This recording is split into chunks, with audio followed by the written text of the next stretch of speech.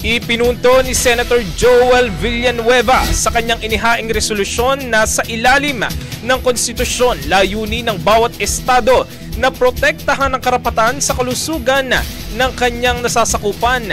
Sa kabilang banda, nakasulat sa ilalim ng Presidential Decree No. 1445 o Government Auditing Code of the Philippines na dapat magamit ng maayos ng gobyerno ang kanilang mga resources at maiwasan ang pagkasayang ng mga ito.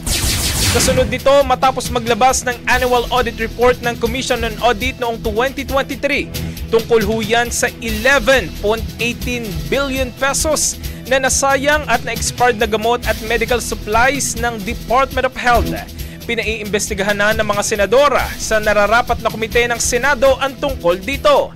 Iginiit din ng senador na ang kapalpakan ng DOH sa pagpaplano ng procurement at pagresolba nito ay hindi katanggap-tanggap at dapat ang mapanagot ang sinumang opisyales ng gobyerno na nasa likod ng kapabayaang ito.